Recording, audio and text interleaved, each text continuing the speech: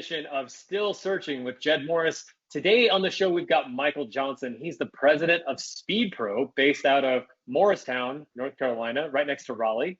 And he's a Marine Corps. Morrisville, you were so close. Morrisville, so close. We're right next to the airport in Raleigh. Anyone from Raleigh knows what the airport is. They know Morrisville, so. Exactly. You're in the area. You're in the. Yes. It's not the triad, is it? No, we're the triangle. See? Triangle. Yeah. We're the triangle. Yeah, in the Raleigh, area. the Research Triangle Park, Raleigh, Durham, Chapel Hill area. We're kind of right in the middle. Perfect. All right, and before that, he was a Marine Corps officer and just held a whole bunch of different positions ever since transitioning out of the Marine Corps until ultimately acquiring SpeedPro. So, correct. Michael, welcome to the non-commissioned show. officer. Yeah. Oh, not even better. Yeah. What rank were you? I got out as an E5 sergeant. Fantastic. I got out 10 years as an E7, and so I like having the NCOs on the podcast. That's even better because a lot of times the enlisted guys, they self-select out, whether it's with MBA programs or buying a business or anything else that feels like it's towards like the top of either corporate America or one of these better outcomes. They kind of self-select out. And I love seeing the enlisted guys and gals get a little bit more involved because they're just as capable. I think so, yeah. I mean, I feel like as a non-commissioned officer, we had to figure out a lot more things. We didn't necessarily have the training, and we were given all of a sudden, here, figure this thing out. Take 10 Marines and go do this mission that you've never had to do before. Figure out how to build this tent in the desert. Whatever it happens to be, it was just like there was quite often given tasks that there was not truly a manual for. Yep, exactly. Roll up your sleeves and figure it out because the NCOs are the backbone of the military. So. Exactly. Man, love having you on, Michael. All right, well, hey, tell us a little about yourself and your background and kind of your journey since getting in the Marine Corps and then leaving. So I joined the Marines out of high school. I was a junior in 2001 when the towers came down, and initially I was probably looking at going Air Force just for the technical training and everything. Word. But a couple towers fall in my backyard, and I get emotional. I'm a teenager. And decide that's it. I'm joining the Marines. I can take this fight to them. So joined the Marine Corps right out of high school. I left in like August, graduated in June, left in August. And I really like the way everything was happening. I kind of remember watching the war play out on TV and always kind of thinking, well, it's going to be over by the time I get there. But still, whatever. I already signed the paper, so let's see what happens. And sure enough, the war was not over when I got there. I ended up being on the second assault through Fallujah in November 2004. Wow. So that was the deadliest and most bloody battle that the Marine Corps fought since Way City. It was an eye-opening experience. I'm happy I survived. It was such a different world to go into. When I thought I was going to miss the whole thing, I was kind of like, maybe I would have been better off if I had missed the whole thing.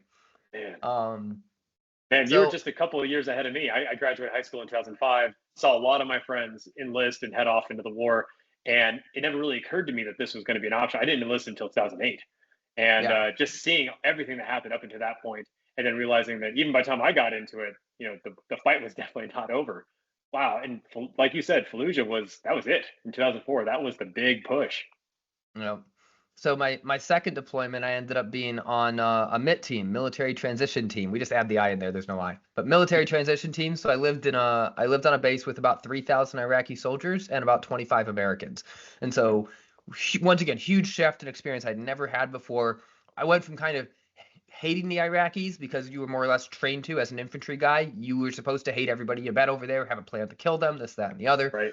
All of a sudden, I'm on this base with 3,000 Iraqi soldiers where I have to trust them. There's no way I can do my mission here unless I actually trust these people. 25 of you and 3,000 of them. You don't have a choice. Yeah. And so, but that was a really eye-opening experience just to see the way they actually do live, the way they actually do care about their country and the way they cared about their family. And end of the day, what it boiled down to was they're just like us. I've read books about people calling them lazy and this, that, and the other. We dismantled all organization for them. The Anti-Ba'athist Party made it so anybody has ever been in charge of anything couldn't serve in the new government. And it basically made it so that basically everybody that wasn't working is now supposed to be in charge. And, that wouldn't work over here. Everyone would think that, if we put everybody from unemployment and put them in charge of the government over here, come on, you really think that that's just going to work? And, and then, it's not working, so they're lazy. So But it was fascinating. I remember when we were about to leave for a transition, one of the colonels said, "I have two daughters. You can take both of them if you stay." Like they really did want us there, and the ones that we developed those relationships with when it was more personal. So that was a really eye-opening experience. And I venture to say, I can't say for certain, there is about 10,000 Marines that went through Fallujah, and there was only a couple thousand Marines that were on these MIT teams. I don't know if I may be if not the only one, very few people that experienced both those missions. Man, what an incredible perspective. Like you said, on mission number one, you're in there and it's a firefight. Like you said, your infantry, you're trained to like hate everybody, be ready to kill. And that's very much what Fallujah was like. But then on the second perspective, it's nation building, it's teamwork, it's training, and you're starting to see people from a completely different perspective.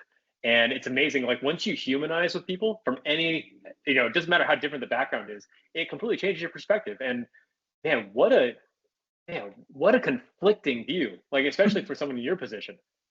Well, I mean, end of the day, I came back from Fallujah and everything was black and white. We were good, Yeah. they were bad. That's just, it was so simple. And coming back from the second one, everything turned gray. And the further I've gotten from being there, the more gray everything is. And actually, I've even I write weird stuff sometimes. I think this is on Medium, just a blog post, but I wrote a post about it. I was just saying, wow, it turns out I was the bad guy, because I remember a time that we were rolling through this little town, and it was the beginning of Ramadan, and all the families were out watching the sunset and hanging out, and their kids were playing, and they were holding hands, and like, you know, and then we roll through with 6 machine guns pointed at everybody. Now you tell Yeah. me, if it's Christmas Eve and you're standing out in your front porch and somebody rolls through pointing machine guns at you, you tell me the planet that you are the good guy, right? Like, it's just from their perspective, and that I was like, wow, because it was their Christmas, right? And that's what it was. Yeah. Maybe it's weird for us to see them starve themselves all day and then have a feast at night. It's probably weird to see us chop down a tree and drag it into our house and put lights all over it, right? Like, Right. just because we've been doing it doesn't make it not weird to somebody who hasn't seen it. Yeah, I think that's a really good point, because it just shows the nuance of war. Like, there are definitely good guys out there and bad guys out there, but overall, there's a massive gray space, and Yes. we're all just doing the best we can with the information we have and the perspective that we're coming from. But at the end of the day, like, we're all just people. We're doing our absolute best, and we're not always in the right position, but we try to. And the key is that you can look back and reflect on that and say, hey, like, how did this look to other people? Like, what can I learn from this? How can I grow from this, and not just be like pigeonholed into one very small mindset or mind frame? Yeah, I 100% agree. Yep. Like I said, I like reflecting on it because it's a real reflection and saying, oh, wow, I'm not, I wish I was the good guy, but it turns out from their perspective, I seem like a real jerk. Yeah, that's amazing. I had a similar situation, at least on the reflection point. I was doing a team building when I was in Afghanistan, and I wasn't there very long. I was only actually in country for just over a month, but had a similar situation where I had one of our third country nationals who was there, and it was my job to watch him, make sure he's doing his stuff. And 9 times out of 10, they're all doing exactly what they're supposed to be doing. And this one time, this guy was just not listening, just going out of his way to be a pain in the butt. And I was having a rough day, and I remember thinking, "Oh, I'm just so frustrated with this guy." And then, it hit me all at once, where I was like, I couldn't believe, like, just for a split second, and I feel shame even saying it, but for a split second, I looked at him as like less than me, you know. Yeah. And then it hit me at once. I'm like, I'm the one here with the armor and the weaponry, and 280 rounds of ammo sitting on my chest, and I'm looking at this person with disdain. And you start realizing, like, I was a history student in college, so you start realizing, like, how with the proper structure and the proper motivation, you can absolutely change your worldview and the worldview of an entire group to hate people for no Yeah. reason. And it's amazing how slippery that slope can be. Yeah. No, it really is. So, Yeah. don't know if there's much more to glean from that, but it's perspective that, like I said, it's very, very gray to me. And even, like I said, sometimes it seems like, yeah, I was actually legitimately the bad guy, even if Yeah. my intentions were whole and So pure. now you're back home and you're transitioning out of the Marine Corps at 5 years. What's the plan? So I didn't really have a grand plan. I thought, all right, let me get out, get some schooling in, go to work, see what it's like out there. I can always come back if I don't like it, right? And so my family, I was from upstate New York and near Buffalo, And when I joined the Marines, my family went and moved to Minnesota, which is just unbelievably cold. I remember visiting them one time, and like I took off from the Raleigh airport. It's like 65 degrees on a Christmas Eve. I land there, it's -10. I'm like, I can't move here, guys. So Yeah. I had a few friends in Raleigh. And so it was just a couple hours from Camp Lejeune. We were coming up every weekend anyways to hang out and everything. So I was like, well, let me just find an apartment, get a job, settle in for a little bit, and I'll start taking some classes. And started like the community college, ended up at finishing up at Strayer University, which is an online school. So super unpolished. I didn't go to Duke or anything like that. But I was working the whole time. I got jobs in restaurants because I worked in restaurants in high school. So I was like, well, that's somewhere I can always go.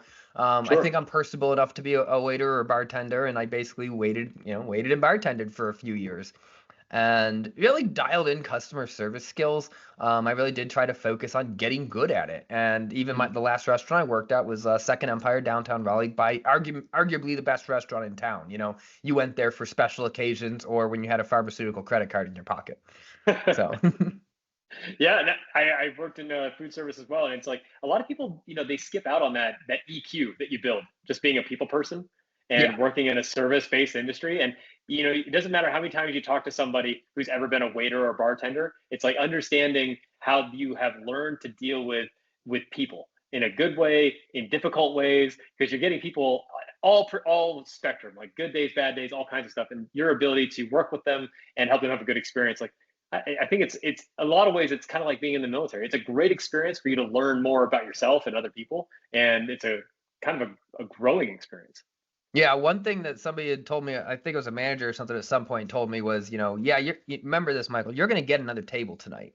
Okay? But that person, they have one meal. They are going to eat one dinner tonight. And whether or not you gave them a good dinner or a bad dinner is up to you. And so, Yeah. and there are opportunities, where there are difficult people, right? And how do you navigate that? And I gravitated towards just killing them with kindness. When something went wrong, I usually completely blame me. Like if a glass of wine was taking a while, I'm like, I'm sorry, I was out there stomping the grapes with my feet, and then all of a sudden everyone's laughing and it lightens the mood, right? Yeah. And I so, can definitely see how those skills are benefiting you now as a business owner. Putting oh, having a very customer centric perspective and just going out of your way to make sure everyone's having the best possible experience with your company. yes, absolutely. And I mean, even when I've learned something weeks later that a customer didn't have a good of experience that I thought, like I even called it was last week, and I go, hey, I just realized that what I thought had happened did not actually happen. And I Yeah. go, the guy was like super receptive of it, and I go, tell you what, that last $400, we're gonna write it off, and if you want to give me some more business, I would appreciate it. And he did. He gave me an order right there. So it all kind of worked out. And it was just once again just being honest with him, right? Saying, hey, I just learned. I thought we did everything we could. It turns out we did something wrong. And I tucked my tail between my legs and said, I'm learning. I've tried to be upfront with everyone too. Hey, we Hmm. just got here. We just bought this business. I've been in the sign business for like 5 months now, not even. Yeah. Yeah. It's amazing because it's those little things and that people just don't do. They don't follow up with their customers, especially when there's a bad experience. They just hope they just don't leave a bad review. And Yeah. I was reading Alex Hormozy's $100 million leads like last fall, and one of the lines in there was, if you could never get another customer and you could only have your revenue could only come from the current customers you have, how would you treat those customers? And you're Yeah. living it, man. That's how you do it. A lot easier to keep customers than it is to generate new ones. The guy, he already takes my call. He generally likes me, so he appreciated that I always answer the phone, which is I don't feel like that's a tall order to do, but apparently a lot of people just don't answer the phones these Yeah. days. And Yeah. if you just like people are here to spend money, answer the phone and take their money. Like it's that Yeah. simple a lot of times. Yeah. Well, we're going to get more into that, but leaving food service, you kind of got into stock trading a little bit, right? So I had, yeah, so there was a so I moved around a little bit. We'll give the high level. So my stepdad ran a metal fabrication, or I'm sorry, my stepdad-in-law ran a metal fabrication business. And he was, when I was dating his daughter-in-law, or dating his stepdad daughter, he was like, hey, he generally, like, we got along well. He knew I kind of had an entrepreneurial itch in the back, and said, hey, I need some help at the shop. You don't have to know anything, just come in and work hard. And so I did. I came in and worked hard, and like they start at 6 a.m. too. And it was like Yeah. my first job there was cleaning up the welds. They had these big aluminum paddles. They were just massive, maybe 12 foot wide, and the welders would come along and they'd weld them. It'd probably take them 2 hours to weld them, and then I'd come behind with this big circular brush and just clean them it would probably take me 3-4 hours a piece. If I was really, I don't know, for some reason I could do 2 a day. There was one guy there that was like 3 times my age, never seemed to move fast, and somehow did 3 a day. I could just never keep up with him, but he was always moving slower than me, So it's just like one of these things where he was just so skilled at it and just so good at what he was doing. He knew, how to get through it quicker than me. So I started on the shop floor. Did take some welding classes. Never really got good at welding. I managed to make some metal stick together, but in terms of actually putting down a really nice weld that's going to be X-rayed and all that, really wasn't my strong suit. But I got pretty good at doing like the QC checks and everything. And then he's like, well, if you're interested, we can bring you up into the office and you can learn kind of the business side of it, the estimating. And within a few years, I was the operations manager. He showed up a couple days. Wow. He showed up like once a week to sign checks and everything else. Like I was managing the shop schedule. I was managing all the quotes and sales that were going out. And even when we kind of hit a slow spot, I went out and pounded the pavement. I'm like, well, RTP's right here. These guys have all the money in the world. Let me just go and pound the pavement some and see who needs brackets, who needs a miscellaneous, something for something they're inventing. And sure enough, there was jobs that where people were doing that. They were willing to spend $5,000 or $10,000 to have these little things fabricated. And then sometimes that would lead to other ones. I remember one that I did a couple of those, and we actually ended up screwing one up. And I went in there. The guy was like, he was like, well, one's perfect, one's not. And I go, well, you like one, you'll pay for one. And obviously nobody was happy with that back at the office, but I felt like I just needed to settle that right then and there. Right. And then they were doing a plant expansion later in the year, and we literally were not on the bid list. And they said, oh, why isn't Carolina Fabricators bidding the metal work? And it was an aluminum stainless job, good $70,000 project, really a good bread and butter project for our company too. And that, it was landed because we were out there pounding the pavement. Yeah, because you had already built the relationship and made sure that like, hey, you like the one, pay for the one you like, and the one you don't like, that's fine. Yeah. You're building those B2B relationships, and it's I love hearing about how you really cut your teeth in small business early on, because one of the things that I see all the time with the buy a business movement is you get a lot of people who've never owned a business before, and now they're looking to get into business ownership for the first time. They've never worked in a small business, much less a trade like metal fab or HVAC or plumbing, and they've never been in that operator seat. And so it's not just the search process and putting a deal together and the financials that go into it, but now it's also the operations and the sales and the pavement pounding. Like, you've never done that. And so taking the time to actually cut your teeth ahead of time and learning how this works in a small business atmosphere is crucial. So yeah, no, and I think that's one of the biggest advantages I had going into it. So I'll say, I was like 2014. Things just didn't quite work out between us, so I ended up parting ways. And I remember it was like the 14th of December, and I'm like, all right, you know what? I'm taking a few weeks off. I'll start looking for something in the new year. I'm literally home for 2 hours, and one of my customers calls me, says, "Hey, heard you're available." And I'm like, we're standing up. They had actually just acquired they were a crane and rigging outfit out in Greensboro, and they were pretty big out there, and they had bought a mom and pop's crane and rigging outfit in the Raleigh-Durham area. And so they said, we need somebody to kind of help with the operations in the back. Are you interested? And I was like, well, I don't have any other prospects. Sure. And they're like, well, come on in on Monday then. And sure enough, they came in on Monday. I remember I even like show up and like, I have like my resume, I'm dressed nice. I'm like ready to, and they go, whoa, Michael, no, you're here to work. The job is yours. Do you want it? So, well, that just speaks to your reputation. Like, how long were you at the metal fab company? So I was there for about 5 years. Yeah, 5 years, operations, sales, really running the business. And running it, and like you said, the owner was largely didn't need to come in very often. Like, you were running a lot of the actual day-to-day operations, and so you build that reputation in the community. So like you said, like, it'd been 2 hours, all of a sudden you got a phone call. Hey, I hear you're free. No resume required. Just show up on Monday. Yeah, I mean, it was pretty wild. End of the day, I did take a pretty hefty pay cut. I think I was making like 75 or 80 at the fab shop, and they were like, "Well, we've budgeted 50 for this. Do you want it?"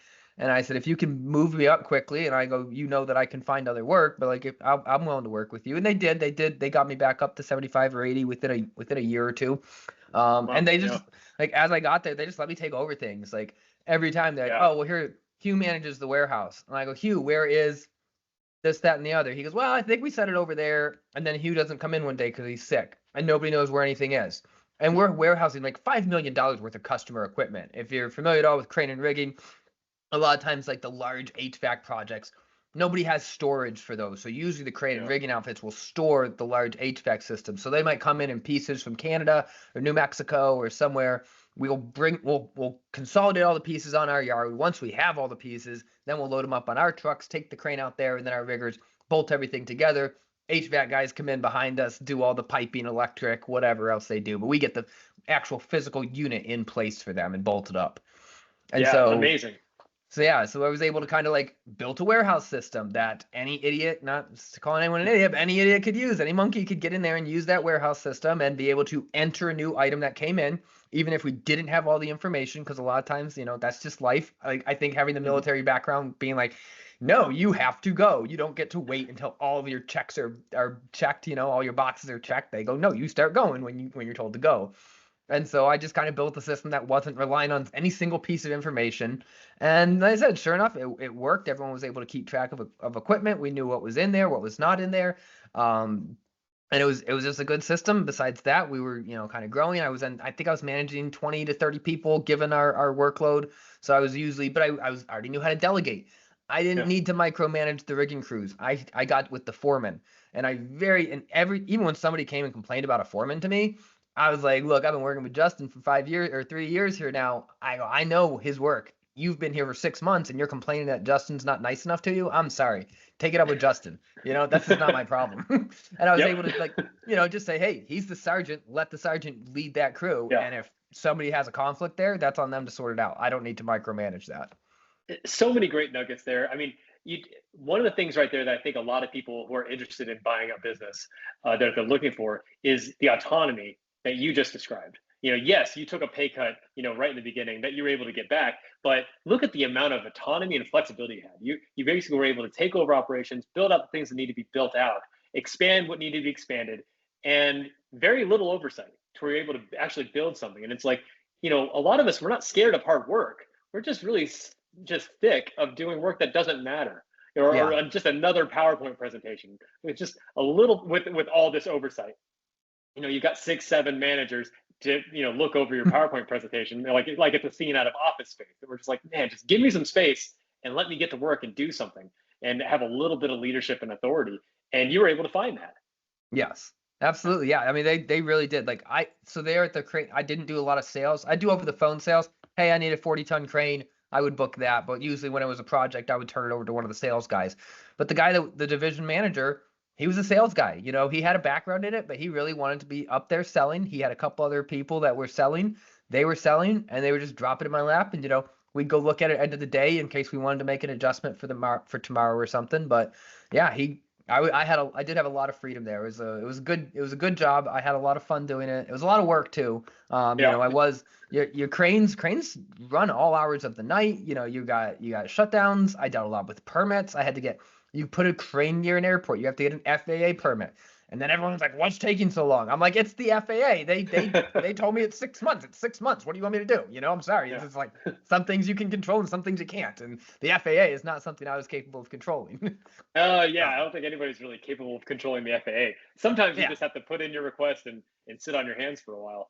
But that was essentially you said, I mean, as a veteran, there were so many things that you're able to do, not just from like the NCO background of like, hey, I'm gonna roll up my sleeves and get to work because it's a lot of work, but also the command and control structure. We're like, hey, I've got foremen in place and they're in charge of their divisions and I'm in charge of the foreman. And sometimes when you're making that transition out of the military, you're like, all right, well, I can't treat civilians like I would military members. And that's true. It's very different. Your employees can quit. They're not stuck to you legally and have to do what you tell them to do. But at the same time, understanding structure and understanding how, a chain of command can work and how an organizational structure can work, that's proper delegation skills. And you don't really get to have that kind of experience delegating and working with teams like that, without being like a junior enlisted guy, an NCO, and having, Marines under your command and, having to lead them in some sort of way. Yeah. I mean, and you gotta let go of some things. Like nobody's ever gonna do it as good as you, right? Like, and as soon as you accept that, you can let go of it. But then a lot of times they surprise you. Like I had I had crane operators, and that was also like when a crane was going out, if they had 6 loads of counterweights, normally the drivers would answer to me. But when that happened, the drivers answer to the crane operator. And I made that very clear. Hey, Ben's got this crane. You're reporting to Ben on this one. Obviously, my phone's always on, but it was just making him in charge of building that crane out that day. And so yeah, it worked out most of the time. I do remember a time that there was we had a guy call in and he needed a crane, and it was a big crane. He needed this crane right now to make an emergency repair on a cell phone tower. And we can usually, if you didn't have the crane salesman and it had to be right then, it's either you or one of the crane operators you send out. And so we sent a crane operator out to look at it. He comes back and goes, I can do it. I go, load him up. Let's go. I'll pull your permit and everything. And he got out there, and there was like 4 loads of counterweights, and they ended up not being able to get in. And I remember my division manager, he was livid. He goes, he will never go look at a job again, blah, blah, blah, blah. And I go, okay, yep, I get it. And then he left for the day, and then that operator shows up, and tail between the legs, I was like, well, I go, do you know what happened? Yeah. You'll never do it again, will you? Nope.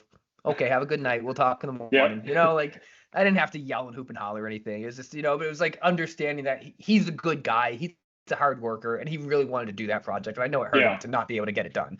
So in that kind of situation, the failure is the lesson.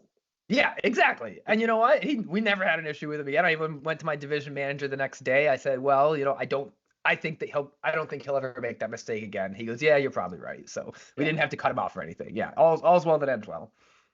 Okay, well, now how did you end up moving out of the crane business? Was this around the COVID timeframe? Yeah, so that was so I started side hustling, I picked up a book called The $100 Startup. Chris Gillaboo, I think is his name.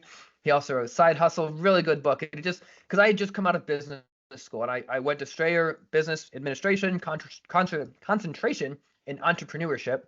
And basically in that school, I learned you save up some money / raise it from your friends and family. I don't have any rich friends and family, and then you go and you launch something, and then you do Series A founding, Series B, and I was like, none of that actually makes sense to me. I just don't feel like I have that. I don't have the Rolodex for it, right? I don't have the first person I can call and ask for $100,000. Yeah. And so I go, well, obviously money is an important part. So let me just start hustling, right? I ended up running some vending machines. I just found those on Craigslist and started buying up some vending machines. So I was running around at night, filling up vending machines, making, $300-400 extra a month. I plugged all that. The market was going crazy. This is 2017 or 2018. Market's just going insane. So I start putting some money into the market and then blogging about it. And I did that for several years. As a total novice, right? Totally.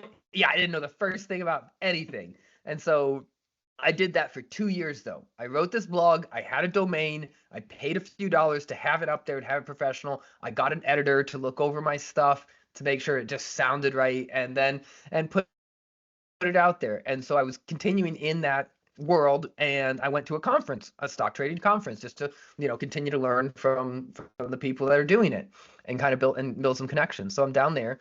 And at this conference, they go, hey, by the way, we're looking for people to join our writing team. If you'd like to join, go talk to Lisa in the back. So I was able to walk right up to Lisa with a portfolio. I'd actually written this book, Gluten Free Day One. It's still on Amazon there, but I'm gluten free, so I had written that Gluten Free Day One book, and I had that with me just in case, right? So I gave that to Lisa. I gave her a link to my website and asked for her email address. 2 years worth of financial trading blog at this point. Yeah, exactly. And so she's able to go in there and look at this and say, oh, this guy's for real. He's actually putting in the time and effort. He didn't just show up to this conference and now expects a gig. So I had to follow up with her a few times. And I think on the second or third follow-up, she always responded, but it's like, yeah, well, I'm getting to it. And finally she gives me a test, and she goes, here, write this blog, 2,000 words, when do you have it back to me? I'm like, 3 days? She goes, perfect, 3 days. And I had no idea what I only found out later, but they were actually taking that and then putting it in front of readers in the wild and seeing if people would read down the page and seeing if they were, I was able to keep up with the, obviously there's bounces and everything, but if my writing was as good as anybody else's, it turned out it was. And so I ended up working for them for a couple of years. I started off, my very first gig paid me about $1,000, and the next one paid me $2,000. So I was able to bank between $1,000 and $2,000 a month on this after that. And like, yes, I had put in, I think Wow. my estimate is I put in about $300 over those 2 years just to have something out there. And then I had it all back, and I bought a nice laptop, and I'm talking to you on that laptop right now.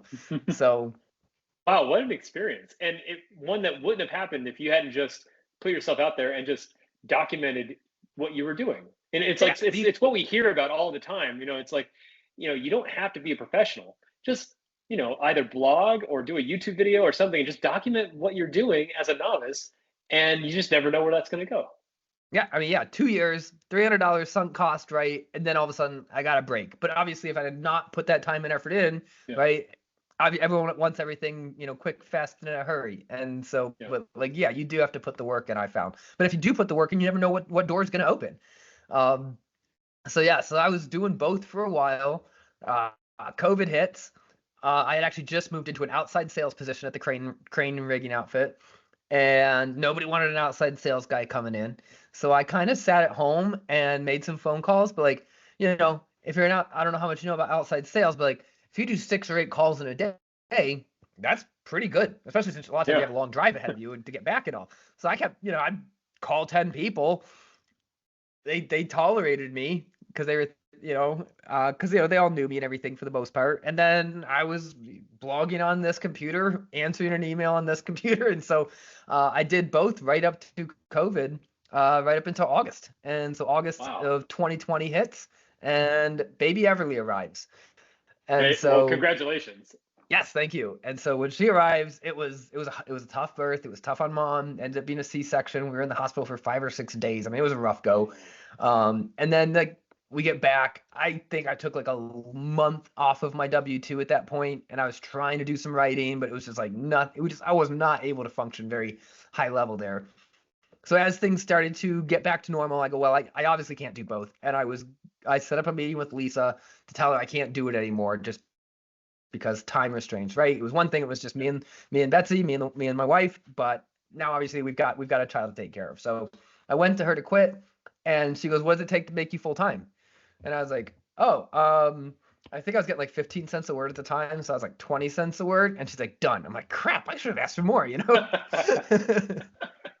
Yep. And so I was like, 20 cents a word, and I forget how many thousands of words I wanted a week. And they were like, "Yeah, done, absolutely. You can have this newsletter, and then we'll put you on the breaking news stuff too." So breaking news was really fun because like literally like I remember like during one of the GameStop sagas, Oh yeah. Bitcoin actually exploded during the congressional hearing, and so I was writing about that, and like we were literally checking the matrix and everything, trying to get us, and I had to keep updating it to get us up. We were like number 2 or 3 on the on the Google News or whatever. So there was some fun projects there too.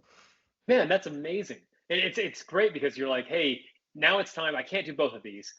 Let's look at full time. You're able to negotiate a way to be able to do it full time. And now you're one of the leading financial writers when it comes to like, man, all the craziness from COVID, all the ups and downs, the Doge coins, the Bitcoins, the GameStop, everything that was happening. It was wild. And I remember being from the outside looking in, like everybody else, thinking, this is nuts. Like looking at all this trading, look at all this speculation, and you're right there in the thick of it, just man, in real time. And it's like It coming was from really metal fun fab because to crane operations to now I'm reporting on Dogecoin and GameStop.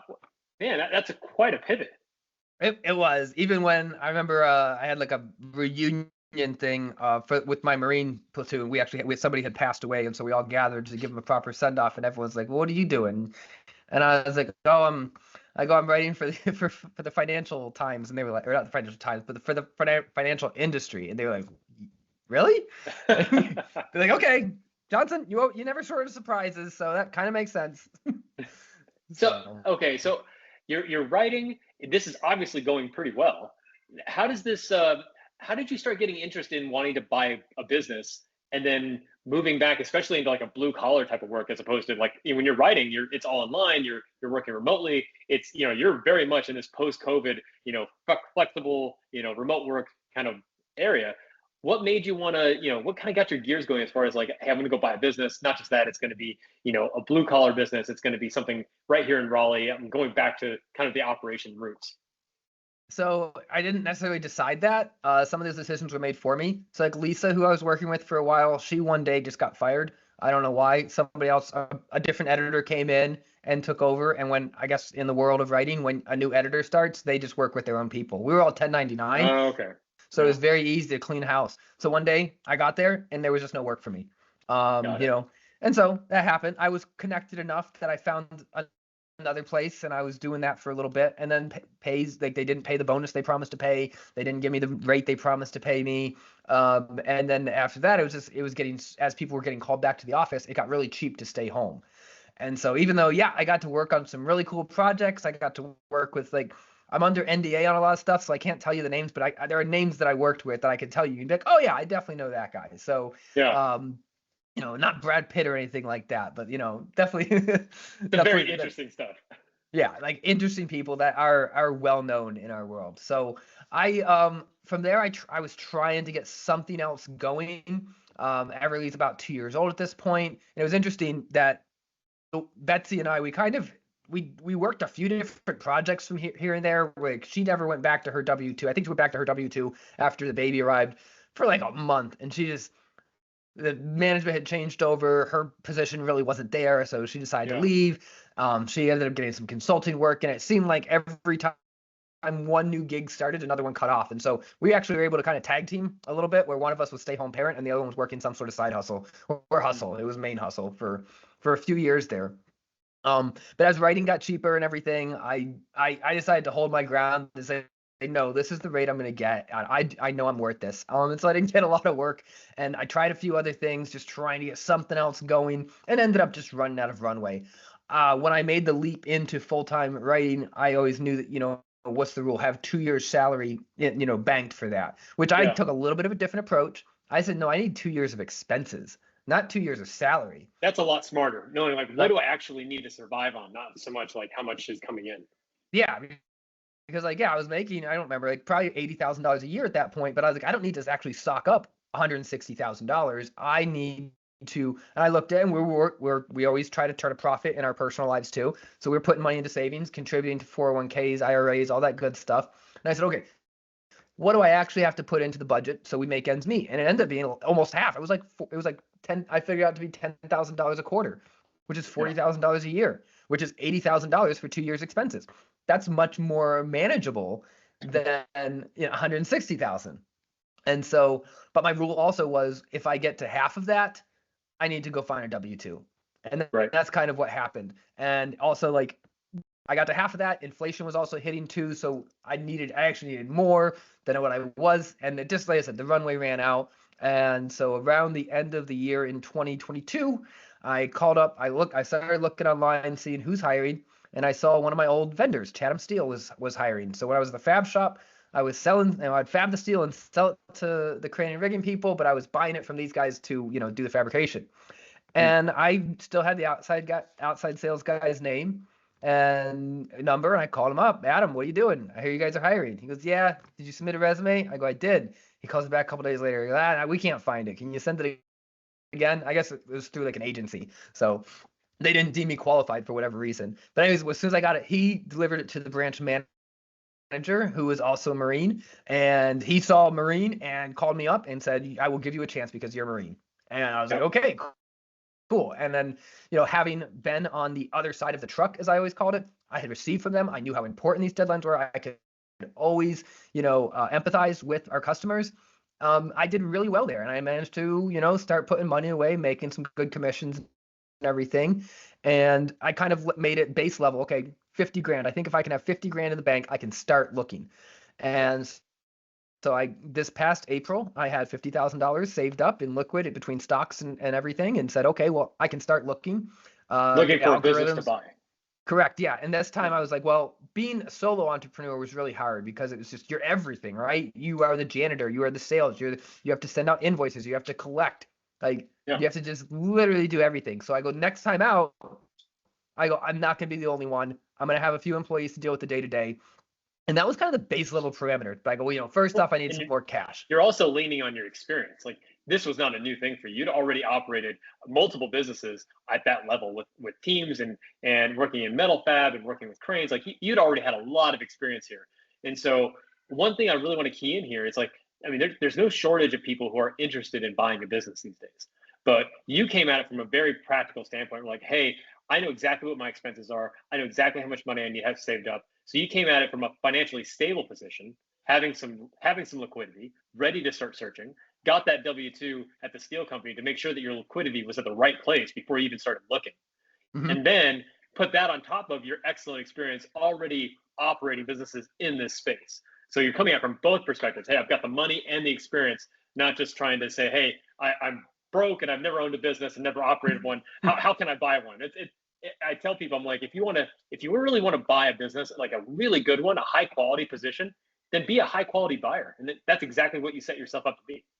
Yeah, I didn't even know what a buyer was at the time. I didn't know what a searcher was, but like I said, I started looking. All of a sudden, I find Walker DeBell's book. I find the Harvard Business Review book, and I ripped through those in like a weekend. Because first off, I didn't need the first half of the book because I didn't need to be convinced. This was already the path I was going down, right? And then so I kind of was like, just jump to the how-to portion of it. What do I need to do? And then some of those things, and they were really good because our good friend General Mattis, he was a big proponent of reading books, and I think there's like an old quote out there. It's like, well, what do you say to people who say they're too busy to read books? And he goes, you can learn from these other people's experiences, and the cost of not learning from their experience is filling body bags. So you better go read the books.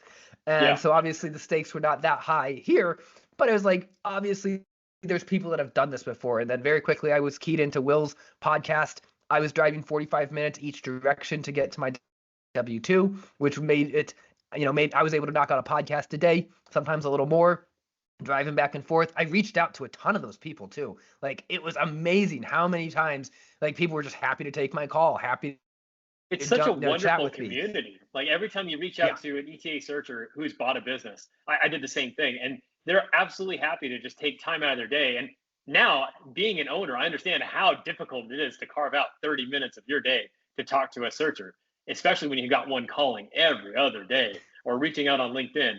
And it's just such a wonderful community because people are so open about doing that. Yeah.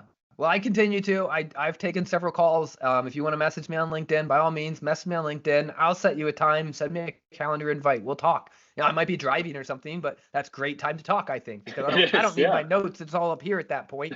So, and if you've got the time for it, I've taken several of those calls, and I'm happy to continue to do them because, I want to give back because there's so many people that gave to me, expecting nothing in return. I feel like the least I can do is continue to, pay it forward in the community. Yeah, exactly right. So now you're moving into your search.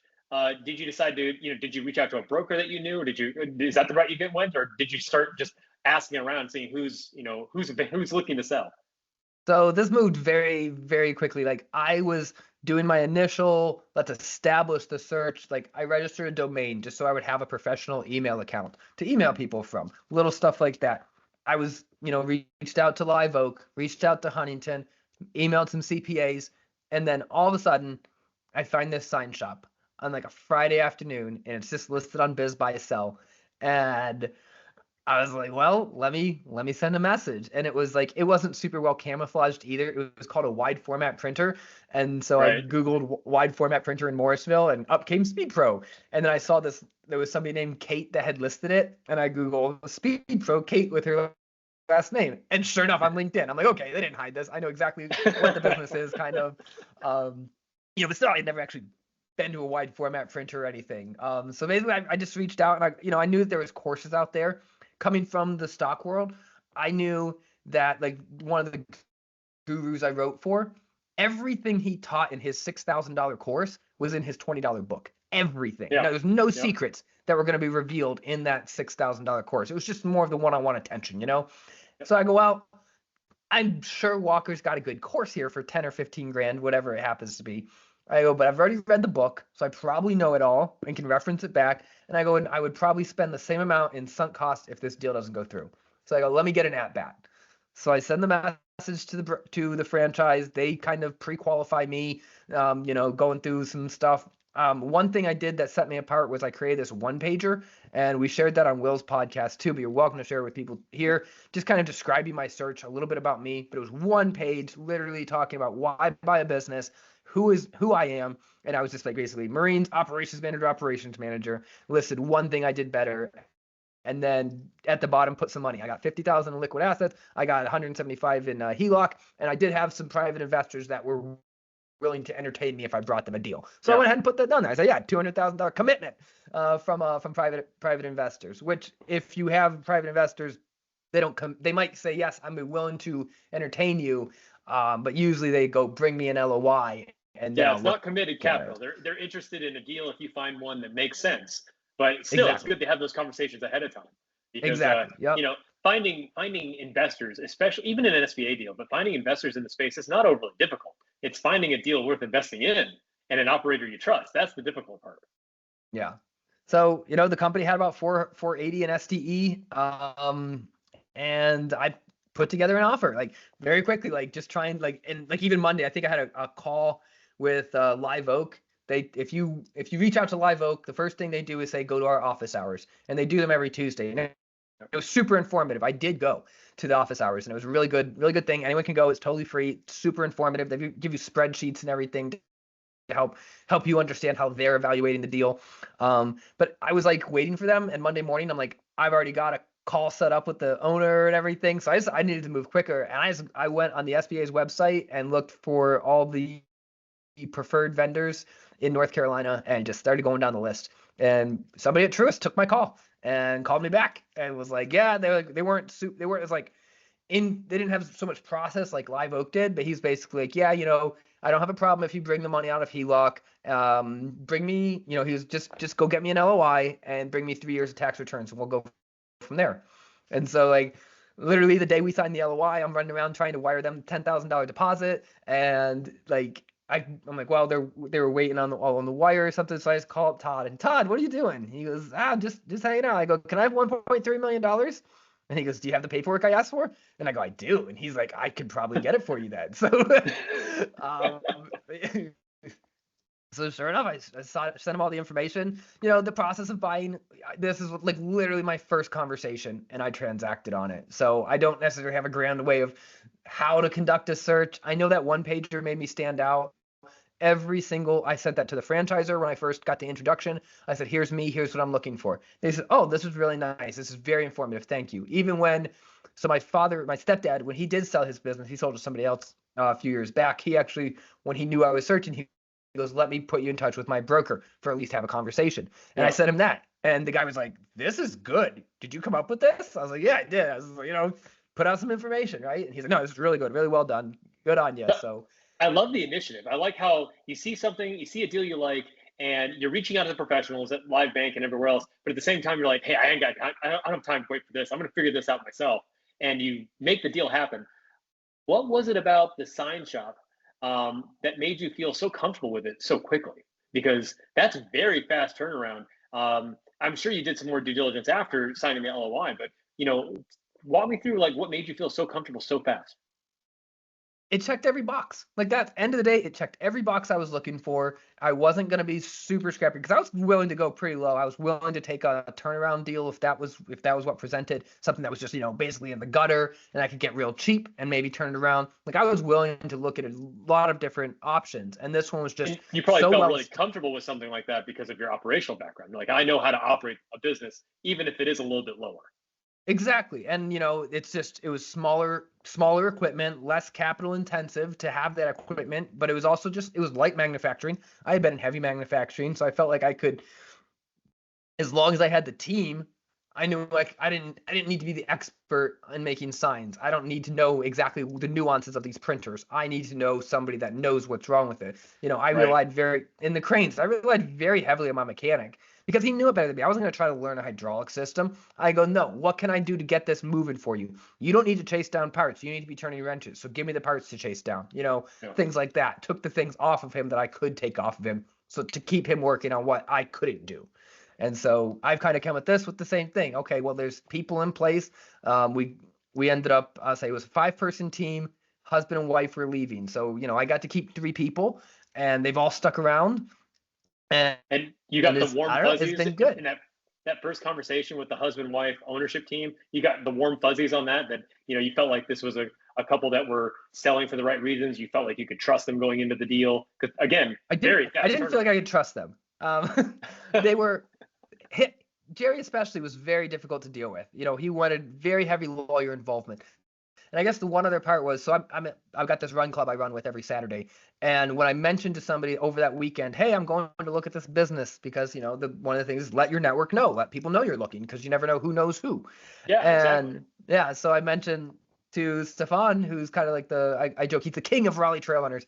And I go, oh yeah, I'm going out to look at this business. He goes, what kind of business are you looking at? I go, it's a sign shop or printing shop. And he goes, did you know Brian has a sign shop and he's actually looking to sell? And I go, wait, Brian Thompson up there? I thought he was an engineer. He's like, yeah, he's an engineer by trade, but he runs this sign shop. He was literally in the same parking lot as the place I was looking at, across the way. They would when one of them ran out of ink, they would run across the parking lot and go get the ink from the other one and, kind of help each other out like that.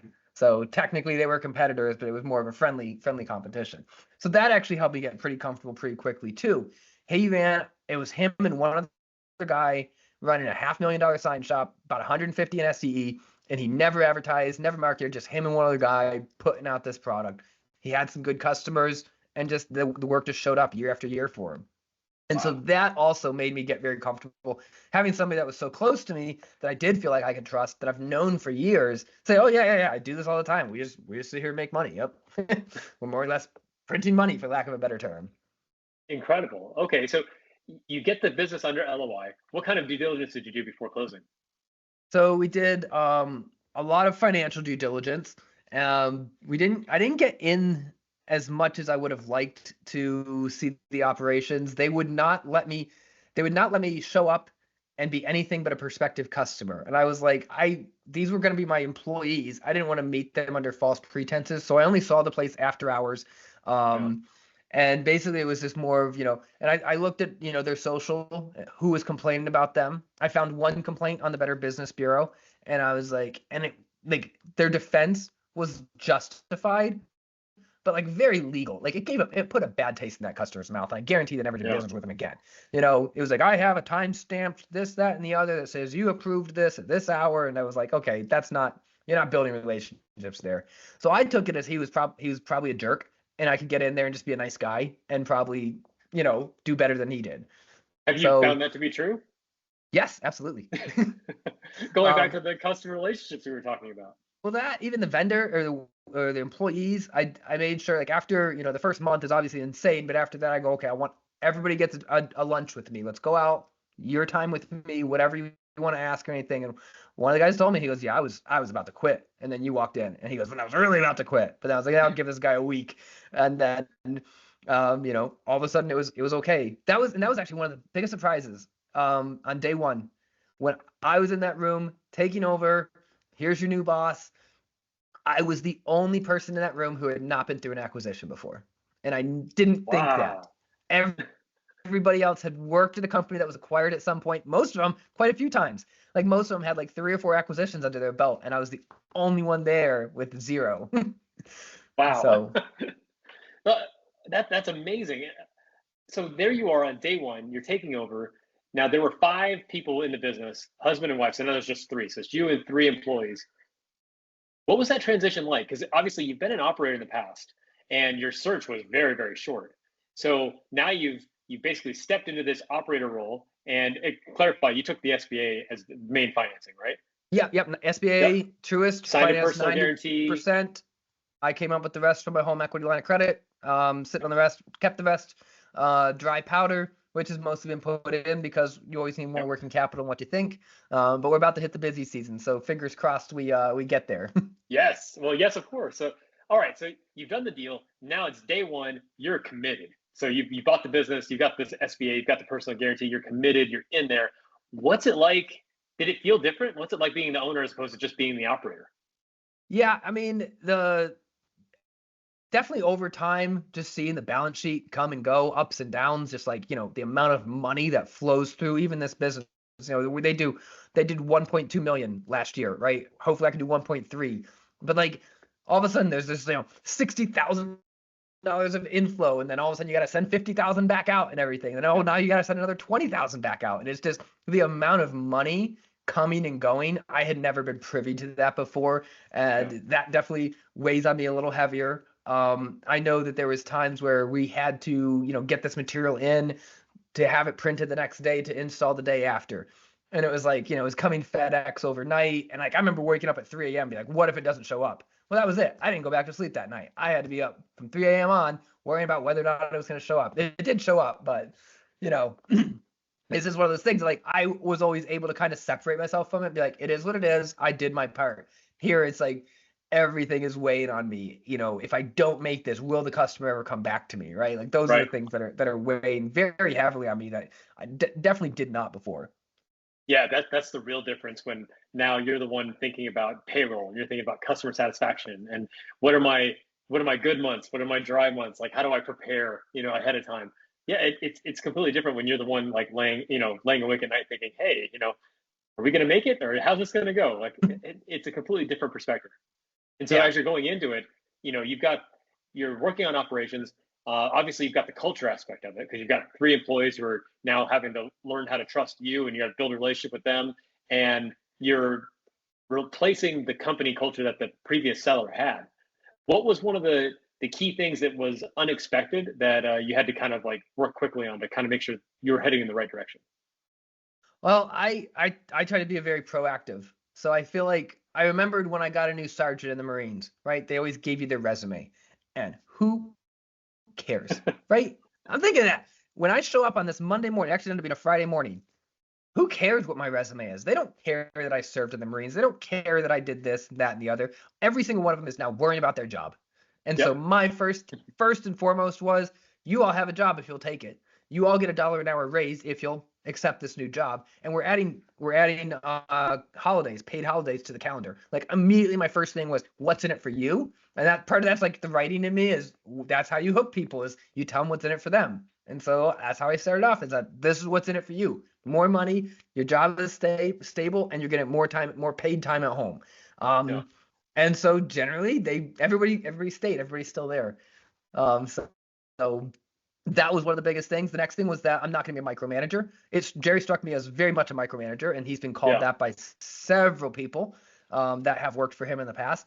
And I said, nope, I'm gonna delegate. I'm gonna let you figure it out. And there was little things like, I remember there was this one material called foam core, and it was sitting on this one shelf that was kind of bowed, and one of the workers goes, oh, well, what if we moved it down to this shelf? I said, that's a great idea. Move it.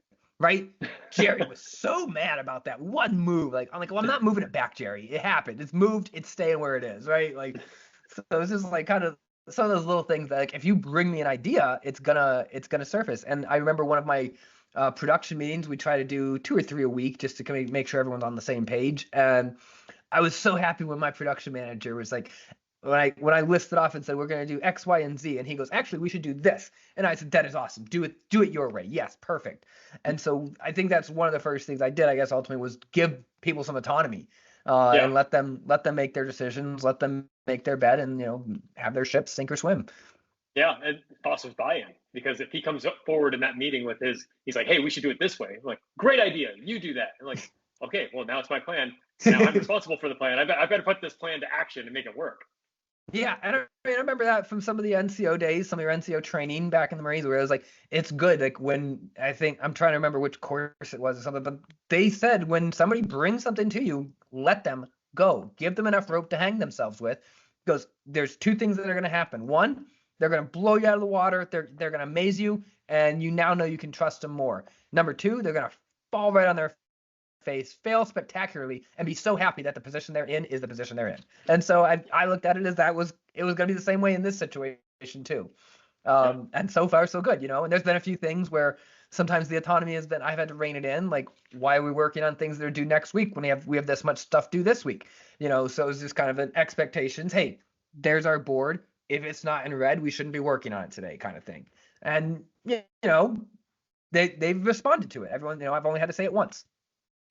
Yeah. Michael, there's a thread throughout this whole conversation that I've recognized that I wonder if our listeners have recognized as well, which is business, especially small business, is a people business. Oh, And absolutely. from the very beginning, as coming out of the Marine Corps as a server and then working in metal fab and then with the crane business all the way here, we have really focused on your ability to work with people, to build teams, and build and delegate and build autonomy and trust within those teams.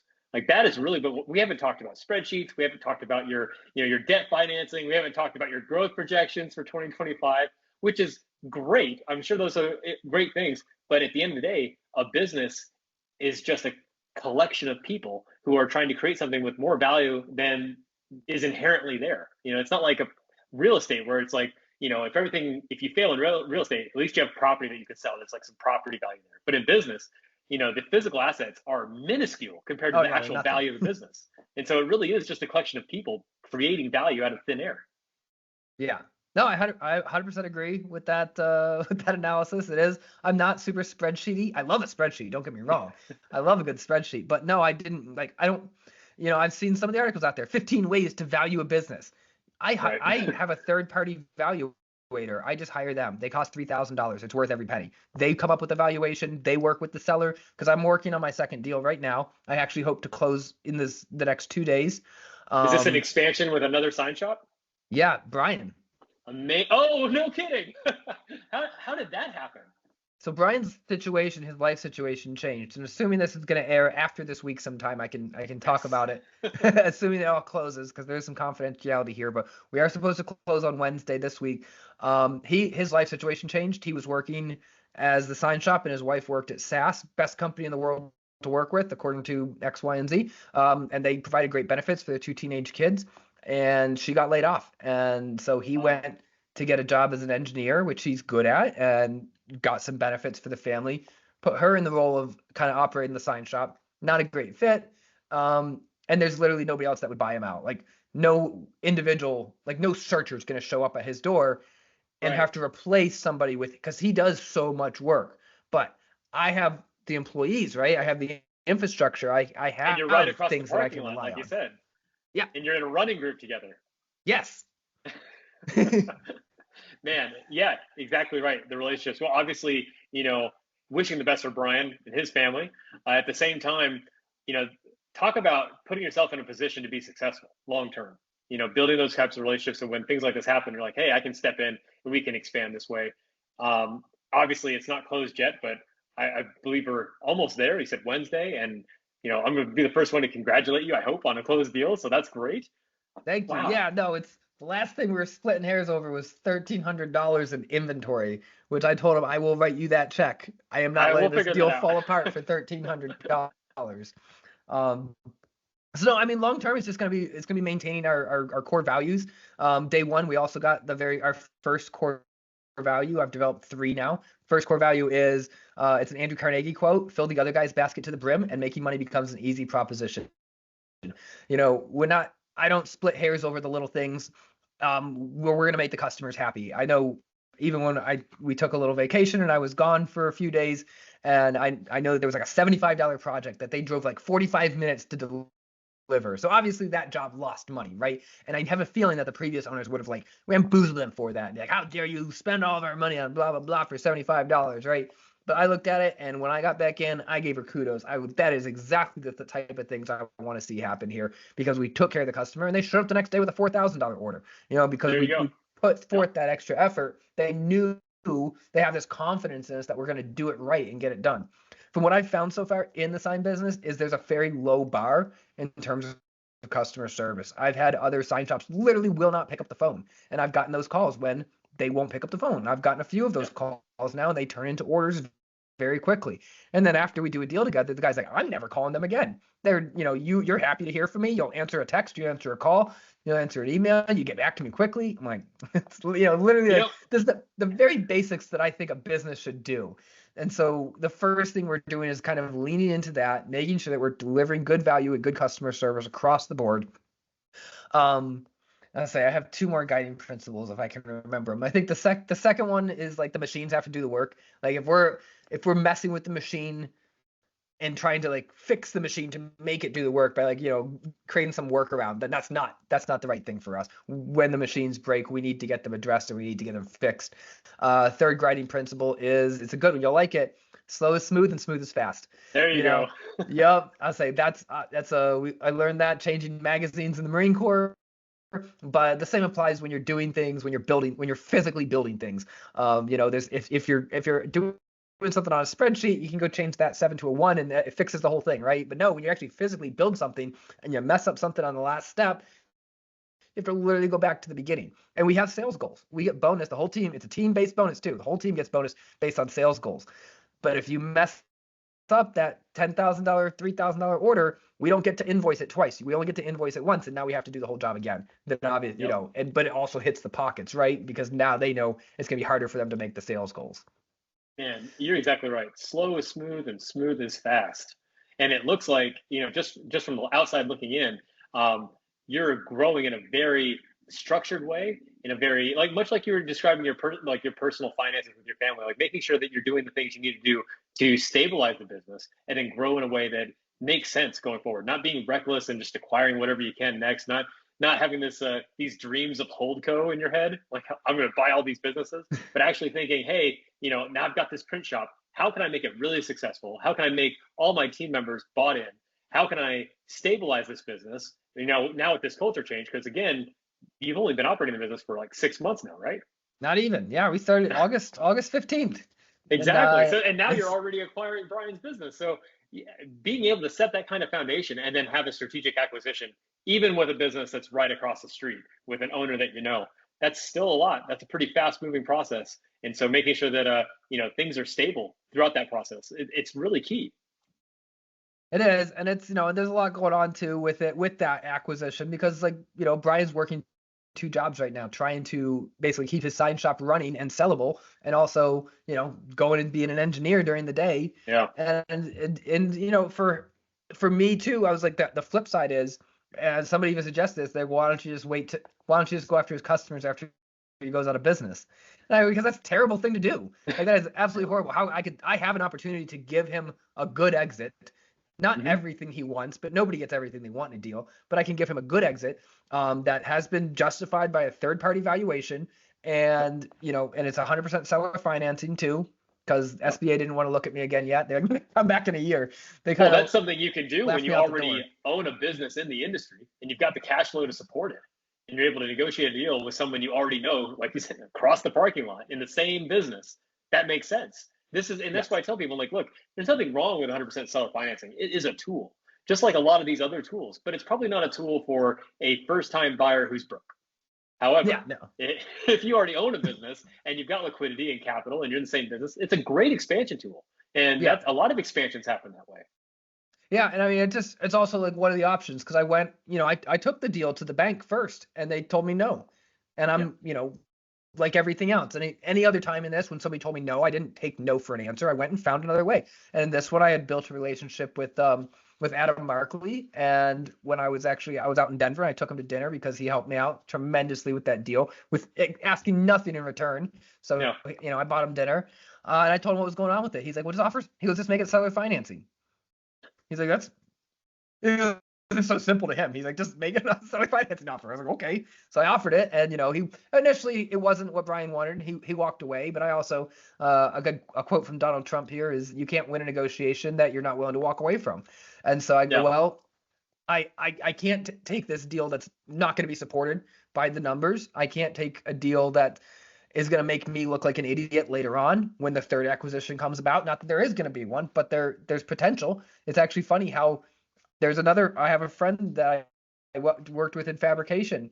He has a sign shop, and my first time stopping in to say, hey, I'm in the industry. He goes, we're looking to get it out. And the next time I swing in, his wife literally prints me off their financials and hands them to me. And is like, here you go. Make me an offer. So I experienced the same thing after I bought my first landscaping company. All of a sudden, he's like, the moment you buy a company, the moment you're in the industry, then all the other owners, their heads perk up, because they realize, oh, you're a qualified buyer. Oh, you're here. You made an acquisition. You might be interested in making another acquisition, and you're not a tire kicker. And so the moment that happens, then everyone looks up, and I joke with people, but I'm like, that's how you can find yourself in an accidental roll up. Yeah, and that's all.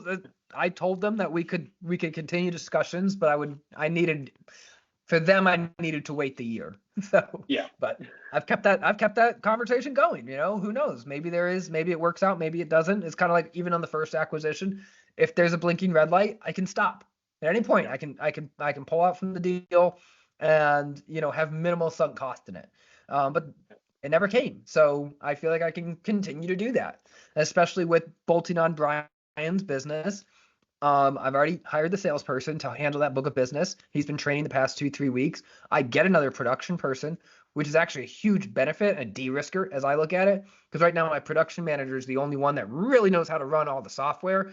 Where, I have confidence he's going to keep coming to work. But what happens when he doesn't? What happens when Exactly. his mom gets sick and he needs to move home, or he's in a car accident, God forbid, right? Like, should our whole business go under because that happened? Or no, I have a backup on that now, where I have somebody that that I've already, and him I've been able to talk to the whole time. Brian actually yelled at me at one point because he's like, "Why aren't you keeping up with him anymore?" I'm like, "I thought we signed confidentiality. I was scared to say anything." And he's like, "No, that's just for the customers. You keep up with the employees." So Yeah, absolutely. And you got to find those single points of failure and de-risk them as much as you possibly can, especially as a small business owner. Because even if your employee is amazing and reliable, life happens. Sometimes they have to take time off. Sometimes, they have to step away from the job, and you got to be able. The business has to continue. You have to keep moving forward. So that's really key. And Michael, I really love how you're just really laying it out, what it's really like operating your business and everything that has basically built you to this position. If you're talking to first-time buyers, someone who's never owned a business, what kind of advice do you have for them? Because I talk to, especially veterans, I talk to veterans all the time who, they hear the hype online. They hear the buy a business and, how you can do that, use the SBA, and, they've never done it. And most of them have never actually worked in small business. What kind of advice do you have to people who are interested in the space, but they're smart enough to know that they want to do it right? I would say first, if you can, get a job at a small business. Go and work at a small business where your job actually matters, and when you don't show up that day, it hurts. It hurts the rest of the team. Because even with the steel company, that was part of Reliance Steel and Aluminum. I don't show up one day, somebody doesn't show up, like everything kind of continues, no big deal, right? But like when you're at a small business, like it hurts. Like today I was out sick because I got the flu with and I had the kid. Everly's downstairs. She's running a temperature of 102. I can't hardly talk. I know I sound awful here. But like I was still trying to manage her and still on the phone, taking phone calls, sending out emails, trying to get the schedule going. Like there was no just days off. So I think one of the big things you can do, if you can, go get a job at a small business and understand the importance of those, every individual contribution. And then the other thing is like, the courses and all are great and you can get a lot of good information, but you got to pick up the phone. You got to start calling people and just understanding what it is they're looking at, because your situation, everyone's situation is going to be a little bit different. But you can call up, but I'll introduce you to my banker, Todd. He will happily have a conversation with you, tell you what he's looking for, and he'll present the deal to his SBA department. And if they can go with it, or if they can't, and they'll give you feedback too. It's not just a yes or a no. Like Todd and even Ronnie, the head of the SBA department there at Truist, like they were integral parts. So they were constantly giving me feedback and asking for this document and that document. But I always felt like they were part of the team. And so it was like, just start having those conversations as soon as you can. Go to that office hours at Live Oak, even if you're not going to transact with Live Oak, because it's good information and it gets you a little bit more information, a little bit more knowledge that'll make you sound a little bit smarter when you are talking to, because I heard your interview with Kira Hamilton, the laundromat. That was so good because I've seen her on LinkedIn quite a bit, and I was really glad that you got her to hear her story. But it was like, it sounds like she had a lot of tire kickers, so like the sellers are sick of it at this point too. Like, and I can understand why they're probably very dismissive until you can finally kind of get in that door and start to separate yourself. Walker DeBell's process is that your first meeting, you're interviewing for the CEO position. You're not going in there with spreadsheets telling them their valuation's wrong. No, you're taking everything they offered at face value and telling them how great of a company they built, and then like hopefully you have some genuine excitement about the business. And I did. I was like, when I got there the first time, I was like, I could actually do this. I could run this company. I go, yeah, there's gonna be some learning, but I go, I think I can do that. I really do. And so I just kind of kept portraying that the whole time and saying, hey, every time we hit a snag, because like Jerry, like I said, he was a jerk. He called me up a couple times, cussing me out, and I'm just like, all right, Jerry, all right, I hope you got that on your system. Now let's work towards solutions. And I try to stay positive about these things because things are gonna happen, right? There's always something that can go wrong. But if you get mad about it and start kicking the dirt, It well, doesn't help anybody. when you're done being mad, you still have to fix it. You know, And so, and also like get things back to people. Like that was another compliment I got from my bankers, is every time they sent me a list of things, which there was a lot of lists. Every time you turn around, here's a new list. And I mean, some, like, I remember the first one was, give us your business plan.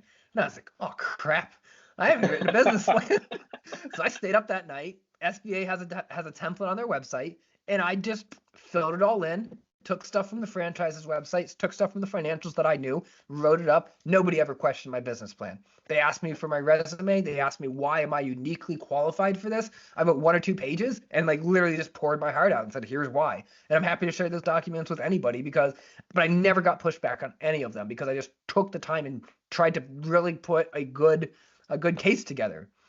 So many good nuggets there. Like, the first and foremost, if you think that you're interested in operating a small business, and especially if you're in a place where you're like, I'm open to the idea of taking on $1 to $5 million in debt to go buy this business, the ROI on spending at least a few weeks, months, or even a year working in a business as an intern or as an employee with someone who has actually, like you said, committed to the success of the business, that's huge. Like, how would you not make that investment in yourself to figure out whether or not this is something that's actually for you, and whether it's something that you actually want to do for the long term? Because when you do decide to buy, and a lot of times it's kind of like joining the military. You don't get to quit. You don't get to walk away.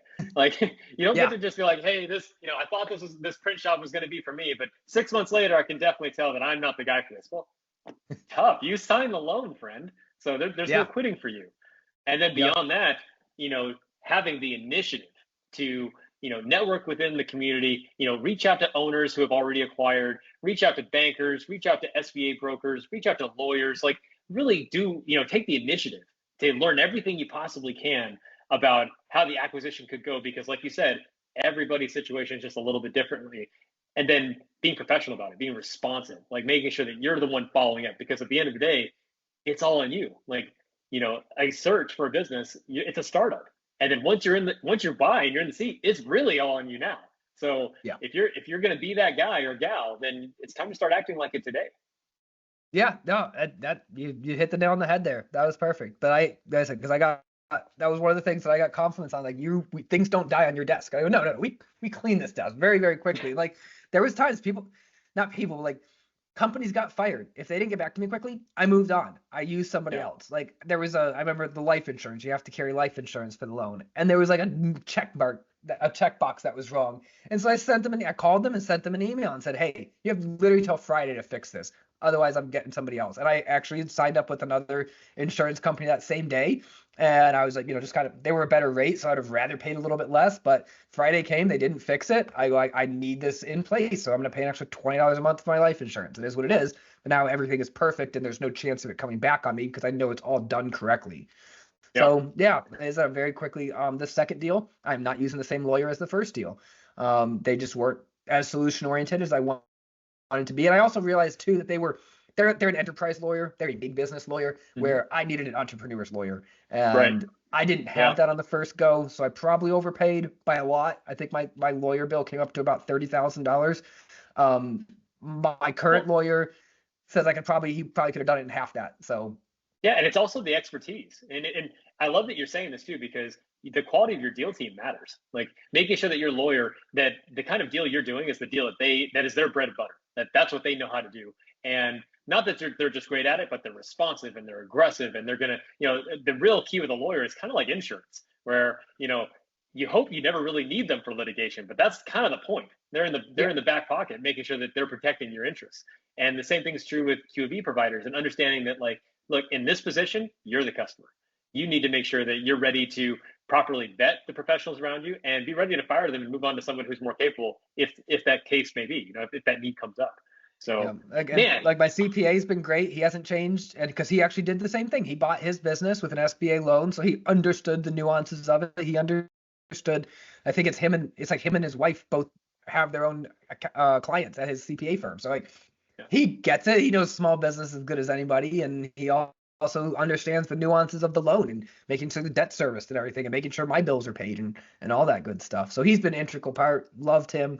He's been a huge asset to have. But the ones that haven't been, you gotta find the ones that are. Like I like my current lawyer. I'll probably, if there is another deal to do, he'll be my first call. Well, Michael, this has been invaluable, just filled with nuggets of wisdom, especially for first-time buyers.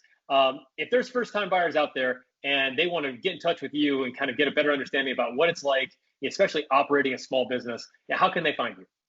LinkedIn, I would say probably link through this through you because there's a lot of Michael Johnsons out there. But yeah, hit me up on LinkedIn. I accept every friend request I get, and I try to respond to messages same day. Obviously I can be busy, so it doesn't always not always within 10 minutes, but sometimes it is in 10 minutes. So you never know. But I usually do try to respond same day to any messages I get on LinkedIn because I am Okay. very conscious of it. I want to pay it forward. And if there's something I can help somebody with, I'm more than willing to jump on a call with you. That's great. And we'll also put your LinkedIn profile in the show notes as well so people can find you easily. And then, man, Michael, thank you so much for being here. Again, congratulations ahead of time on the acquisition on Wednesday. And we're going to have you back so we can talk about, how that acquisition went, how the expansion has gone, and some lessons learned from that too, because, man, you're right in the thick of it. Yeah. I think I know his lease is up in April, so I think the next 4 months are going to be a little bit of a wild ride getting everything moved in. But like we got duplicate equipment. I can sell some of his, so there's some good synergies there too. All right. Well, then maybe we can have you back towards the end of the summer when things kind of calm down a little bit from the merger. And then hopefully Yeah, the busy part of the season is starting to slow down too. that would be awesome. I'd love that. All right. Well, hey, Michael, thanks again. This has been wonderful. Love talking with you. Love hearing about your experience, your background, and especially what it's been like, acquiring a business and then now expanding. Thanks so much for being here.